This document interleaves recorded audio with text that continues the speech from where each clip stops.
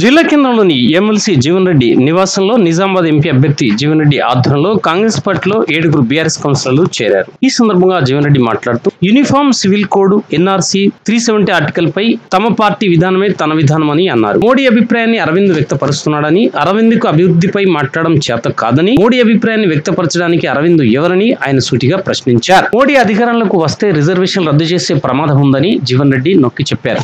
నల్ల చట్టాలు తీసుకువచ్చిన బీజేపీకి బీఆర్ఎస్ కి మద్దతు ఇచ్చిందని, ఢిల్లీ సరిహద్దులో ఏడాది కాలంగా రైతులు వ్యతిరేకంగా ఉద్యమిస్తే పొట్టన పెట్టుకున్నారని, చక్కెర కర్మాగారం పునఃప్రారంభించాలని జీవన్ రెడ్డి గతంలో ప్రభుత్వంపై ఒత్తిడి తీసుకువచ్చిన మాటను గుర్తు చేశారు. ప్రతిపక్షాలు సైతం తనను మెచ్చుకునేలా తాను వ్యవహరిస్తున్నానని ఆయన ఈ సందర్భంగా గుర్తు చేశారు.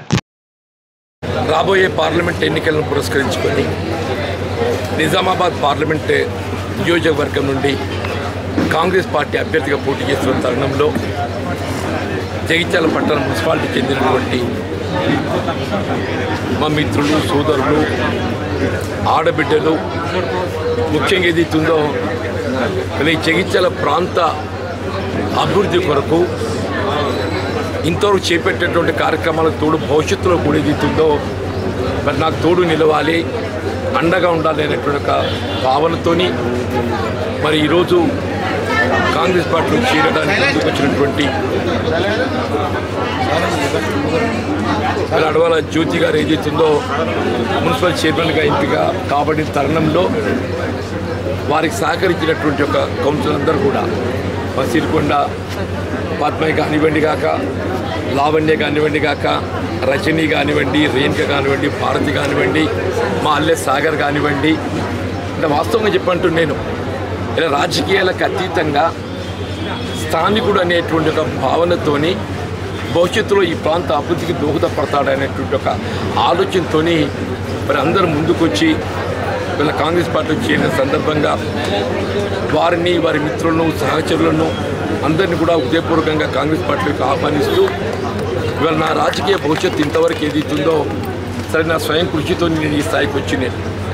ఇలా భవిష్యత్తు ఏదైతుందో ఈ పార్లమెంట్ ఎన్నికల్లో పోటీ చేసేటువంటి ఒక ఆలోచన మరి ఏర్పడినటువంటి ఒక పరిస్థితులలో అంటే వాస్తవంగా మొన్నటి శాసనసభ ఎన్నికల్లో నేను ఆశించిన పెద్ద పొందలేకపోవటం, భవిష్యత్తు దృష్టి ఏదైతుందో కాంగ్రెస్ పార్టీలో నాకు ఉన్నటువంటి ఒక సీనియారిటీ కానీ, అనుభవాన్ని కానీ పార్లమెంటు పోటీ చేయాలని చెప్పి ఆలోచించినప్పుడు వాస్తవంగా పార్టీ పరంగా కరీంనగర్కి వెళ్ళి పోటీ చేస్తే బాగుంటుందని సూచన చేశాను. ఎందుకంటే నేను గతంలో 2 పర్యాయాలు కరీంనగర్ నుండి పోటీ చేయడం జరిగింది కాబట్టి కరీంనగర్కి పోటీ చేస్తే వీళ్ళ గెలుపుకు అవకాశాలు బాగుంటామనే ఒక భావనతో అధిష్టానం ఏదైతుందో కరీంనగర్ నుండి పోటీ చేయడానికి సూచించడం జరిగింది.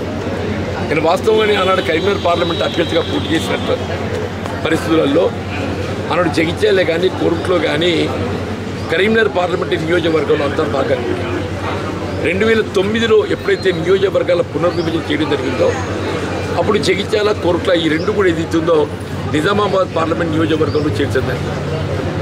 నేను ఒకటి ఆలోచించా, అంటే వాస్తవంగా నాకు రాజకీయ జన్మనిచ్చింది జగిత్యాల నియోజకవర్గం. వీళ్ళు ఈ స్థాయిలో ఎదగటానికి, నాకు రాష్ట్ర స్థాయిలో గుర్తింపు రావడానికి ఏదైతుందో జగిత్యాల శాసనసభ నియోజకవర్గం అని చెప్పక తప్పదని చెప్పండి. నాకు ఈ జగిత్యాల ప్రాంతంతో ఉన్నటువంటి అనుబంధాన్ని పురస్కరించుకొని భవిష్యత్తులో నాకు రాజకీయంగా ఏ హోదా వచ్చినా ఈ ప్రాంతాన్ని సేవ చేయడం ఏదైతుందో నా భవిష్యత్తు బాధ్యతగా భావించని చెప్పండి. రేపు పార్లమెంటు సభ్యుడిగా ఎంపిక అయినప్పటికీ కూడా నాకు ఏ రాజకీయ భవిష్యత్తుని ఇచ్చి ఈ స్థాయిలో ఎదగడానికి తోడ్పడినట్టు ఒక జగిత్యాల ప్రాంతానికి సేవ చేయటం నా ప్రధాన బాధ్యత, కర్తవ్యంగా ఎంచుకొని అది నిజామాబాద్ పార్లమెంటరీ నియోజకవర్గం నుండి పోటీ చేస్తేనే కానీ నాకు ఆ పరిస్థితులు నాకు కలిసి వస్తాయి. దాని దృష్ట్యాన్ని వాళ్ళు నిజామాబాద్ పార్లమెంట్ నియోజకవర్గాన్ని ఎంచుకోవడం జరిగిందని చెప్పండి. ఇవాళ నేను అంటే వాస్తవంగా అభ్యర్థిగా ఎంపికై దాదాపు 1 నెల రోజులు గడిచిపోయింది. ఈ 1 నెల రోజులు ఏదైతే వివిధ ప్రాంతాల్లో పర్యటిస్తూ మరి కాంగ్రెస్ పార్టీ అభ్యర్థిగా వివిధ స్థాయిలో ఉండేట్టుగా ప్రజల మద్దతు పొందడానికి ప్రయత్నం చేస్తున్నాను. నాకు అంటే వాస్తవంగా ఇవాళ పరిస్థితి గమనిస్తే వీళ్ళ గెలుపు అనేది ఒక విధంగా నల్లేరు మీద నడకలా కనపడుతుందని చెప్పారు. అంటే ప్రజల్లో ఏదైతుందో ఒకవైపు రాష్ట్రంలో అధికారానికి వచ్చిన కాంగ్రెస్ పార్టీ గౌరవ ముఖ్యమంత్రి రేవంత్ రెడ్డి గారు వారు ఎన్నికల్లో చేసినటువంటి ఒక ప్రణాళిక కార్యక్రమాలు అమలు చేయడము, దానికి తోడు ప్రజలతో నాకున్నటువంటి సన్నిహిత సంబంధాలు, గతంలో ఈ ప్రాంతంకి వెళ్ళి ప్రాతినిధ్యం వహించినటువంటి ఒక భారతీయ జనతా పార్టీ ప్రతినిధి యొక్క వైఫల్యాలు, ఈ రెండింటినీ ప్రజలు గమనంలోకి తీసుకుంటారని చెప్పండి. ఎన్నిక అనేది ఏదైతుందో పోటీలో నిలిచేటువంటి ఒక రాజకీయ పార్టీలో ఆలోచన విధానం ఒకటి పరిగణలోకి తీసుకుంటారు. రెండోది పోటీలో నిలిచేటువంటి అభ్యర్థుల యొక్క పనితనాన్ని కూడా గమనంలో తీసుకుంటారు. ఈ రెండింటిని పరిశీలించినప్పుడు ఏదైతుందో ఇలా కాంగ్రెస్ పార్టీ ఆనాడు దేశ స్వాతంత్రం కొరకు పోరాటం చేయడానికి మనం ఆరంభిస్తే దేశ స్వాతంత్రానంతరం కూడా ఈ దేశ ఐక్యత కొరకు, ఈ దేశ సమగ్రత కొరకు కట్టుబడి ఉన్నటువంటి ఏకైక రాజకీయ పార్టీ కాంగ్రెస్ పార్టీ అని చెప్పారు. ఈ దేశాన్ని ఏదైతుందో ఒక లౌకికవాదమైనటువంటి దేశంగా, ఒక సెక్యులర్ నేషన్గా మొత్తం ప్రపంచంలో భారతదేశం గౌరవించబడుతుందని చెప్పంటే ఇది మౌలిక సిద్ధాంతం సెక్యులరిజం, లౌకికవాదం కాబట్టి ఇలా భారతదేశం యొక్క గౌరవ ప్రతిష్టలు ప్రపంచ స్థాయిలో ఇనుమడింపజేయబడుతుందని చెప్పండి. భారతదేశ పౌరుడు ఎవరన్నా కానివ్వండి చెప్పంటున్నాం, కుల మతాలకు తావు లేకుండా యావత్ భారత జాతి పౌరులందరూ కూడా హిందూ, ముస్లిం, సిక్, ఇసాయి అందరూ ఒకటి అని తెలియజెప్పేటువంటి ఒక రాజకీయ పార్టీ కాంగ్రెస్ అని చెప్పండి. సమాజంలో ఉన్నటువంటి ఒక నిమ్న వర్గాలు, నిరుపేద వర్గాలు, దళితులు, ఎస్సీ ఎస్టీలు, బలహీన వర్గాలు, ఓబీసీ, బ్యాక్వర్డ్ క్లాసెస్ చెప్పంటున్నాయి.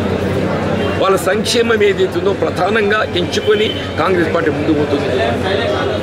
నేను దయచేసి ఈ సందర్భంగా నేను గుర్తు చేయదలుచుకుంది, బాబాసాహెబ్ బిఆర్ అంబేద్కర్ గారి యొక్క ఆలోచన రాజ్యాంగ నిబంధనలకు అనుగుణంగా సామాజిక వెనుకబాటుతనానికి గురవుతున్నటువంటి వర్గాలు, బలహీన వర్గాలు, బ్యాక్వర్డ్ క్లాసెస్ వారికి ఏదైతుందో విద్యా ఉద్యోగాలలో ప్రోత్సాహం కల్పింప చేయగలిగినప్పుడు మాత్రమే మనం ఆశించిన పురోగతి పొందగలుగుతామనేటువంటి ఒక భావనతోని ఏ రాజ్యాంగ నిబంధనలకు అనుగుణంగా ఎస్సీ ఎస్టీలకు కల్పించే రిజర్వేషన్ సౌకర్యాలు బలహీన వర్గాలకు బీసీలు కూడా కల్పించాలని చెప్పని కార్యాచరణ రూపొందించి అమలు తెచ్చినటువంటి ఒక ఘనత కాంగ్రెస్ పార్టీ అని చెప్పక తప్పదని చెప్పండి. నాకున్న అనుబంధం చెప్తున్నాను. జగిత్యాల నాకున్న 40 సంవత్సరాల అనుభవంలో ఇక్కడ ప్రభుత్వ ఆస్తులు కాపాడటమే కానీ హిందూ ధార్మిక సంస్థల దేవాలయాల ఆస్తులు కాపాడటంలో ఆనాటికల్ ఈనాటి వరకు ఏదైతుందో ముందు ఉన్నది నేను అని చెప్పండి. జగిత్యాలలో ప్రభుత్వ ఆస్తులు కాపాడబడడం జరిగింది అని చెప్పంటే కేవలం జగిత్యాల భవిష్యత్తును దృష్టిలో ఉంచుకొని ఏనాటికైనా జగిత్యాలకు ఏదైతుందో ఇది రాష్ట్ర స్థాయిలో గుర్తింపు పొందేట ఒక పట్టుగుళం కూడా, ఒక అంగుళం కూడా ఏదైతుందో ఎవరిని అడుగుపెట్టనీయలేదు. కంచెగాడ కావలున్నట్టుండే ఏదైతుందో ధరూర్ క్యాంప్ ఏదైతుందో ఇలా కాపాడటంతో మీకు ఇచ్చింది. ఇలా ప్రభుత్వ ఆసుపత్రి వచ్చింది, మెడికల్ కాలేజ్, ప్రభుత్వ వైద్యశాల వచ్చింది. ఇవన్నీ ఎట్లొచ్చినాయి? నేను కంచెగాడ కావలి ఉన్నట్టు ఉండి ధరూర్ క్యాంప్ ప్రభుత్వ స్థలాలను కాపాడడంతో ఇది వచ్చింది. ఇది ఒక ప్రజాప్రతినిధి బాధ్యత అని చెప్పంటారు. హిందూ దేవాలయాలు, ధార్మిక సంస్థలను కాపాడే బాధ్యత ప్రతి హిందూ అని చెప్పండి. నేను నా బాధ్యత గుర్తించే విధంగా ఇదే ఎడ్లంగడి రామాలయం చెందినటువంటి ఒక ఆస్తి అన్యాక్రాంతం చేయబడే విధంగా కొంతమంది ఏదైతుందో కొన్ని హక్కులు సృష్టించుకొని దాన్ని కాజేయాలని ప్రయత్నం చేస్తే నా జీవితం ఉన్నంత వరకు ఎడ్లంగడి రామాలయంలో ఎవరిని అడుగుపెట్టని అని చెప్పని ఏదైతుందో ఈనాటి వరకు కూడా ఏదైతుందో అడుగుపెట్టని కూడా కావాలి ఉంటుంది నేను అని చెప్పండి. కోదండ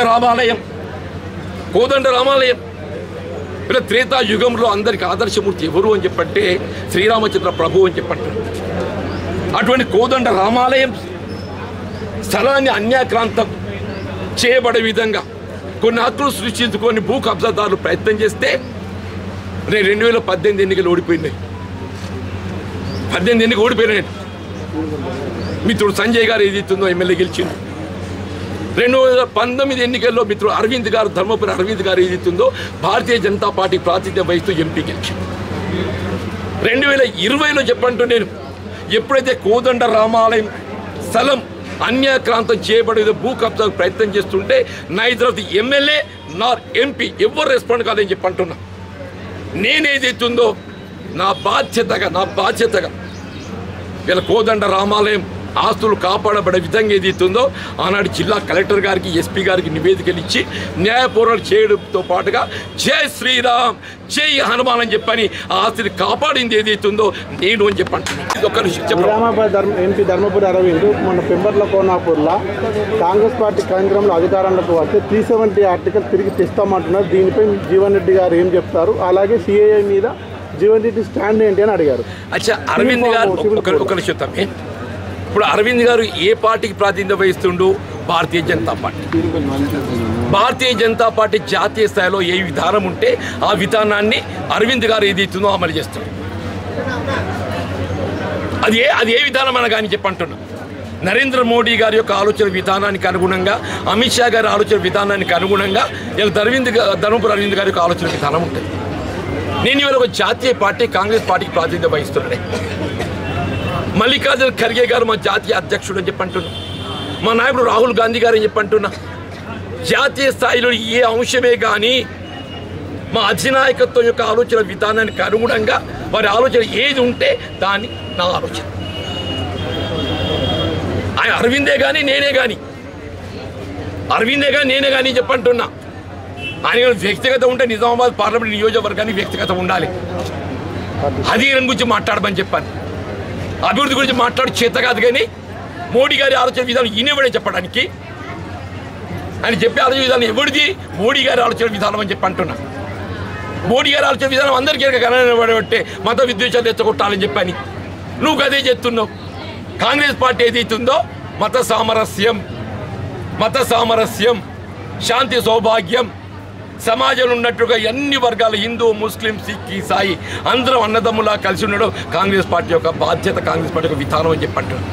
ఆ విధానానికి అనుగుణంగా